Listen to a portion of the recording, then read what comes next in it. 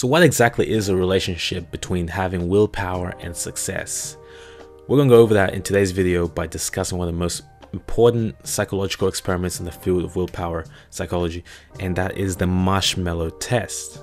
Now, in the 1960s, a Stanford professor, Walter Mischel, and his crew conducted a series, hundreds of experiments on children between the ages of 4 and 5. Now, these experiments were rather simple. They basically gave a child a marshmallow and gave the child the ultimatum. The child could have the marshmallow now, but if they were to wait 15 minutes, they would be able to have 2 marshmallows as long as they didn't eat the first one. The scientists would then leave the room and watch the child behind a one-way mirror.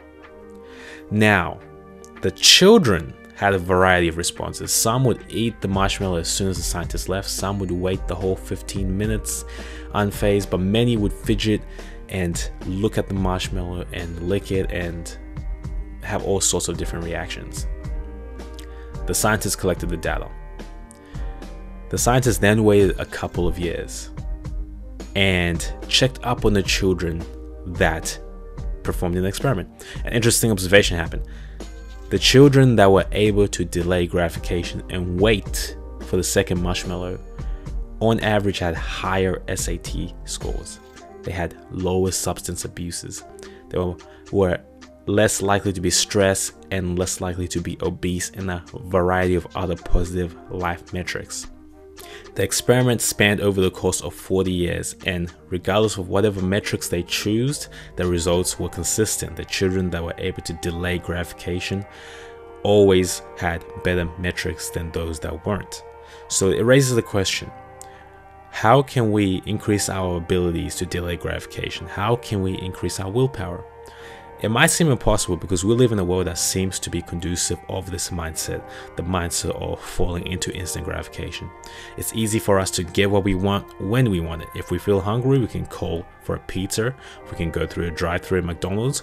If we need some sort of stimulation, we can watch Netflix. We can take drugs if that's what you're into. There's all these different things that we can take at the instant that stimulate us, that make us feel good in the moment.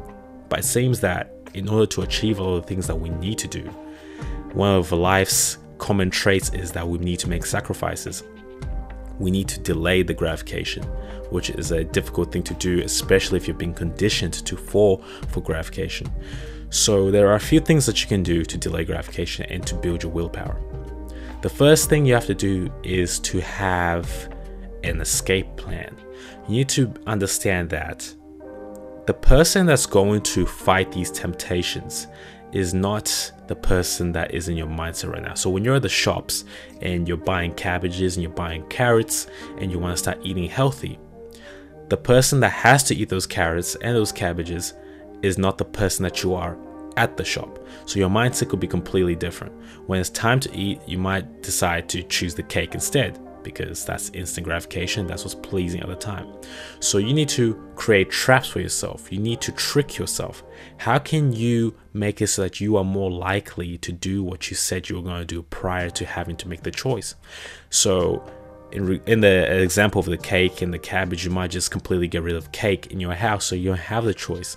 Fill up your fridge with healthy foods, cut up your credit cards, or get rid of your phones so that you are forced to immerse yourself in this healthy living until it becomes a habit. Or let's say you have to study, but the new episode of Game of Thrones is airing.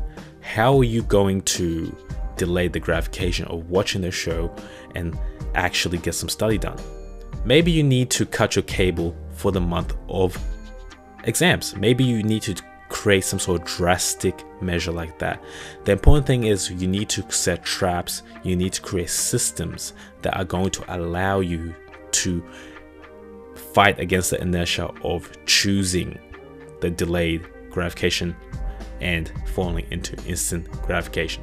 Now, another way that we can build up our capacity to delay gratification is by doing it in smaller activities throughout life. Now, those kids didn't become superstars simply because they didn't eat a marshmallow one time.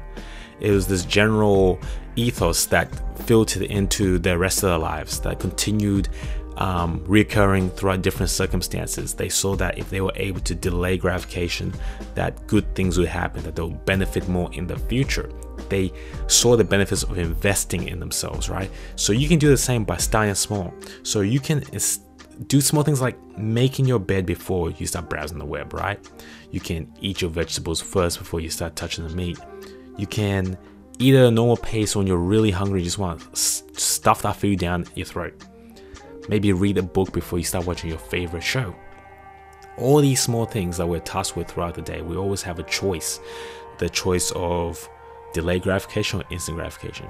Use those small things as a way to build up your capacity so that when you're faced with bigger obstacles, it will be a no-brainer, and you kind of ingrain this type of mindset into your life, and it will benefit you in the long run. I know what you're thinking. That's a damn good end screen. And you're right.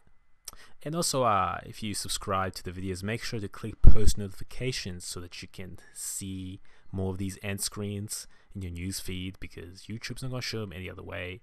Yeah, thanks.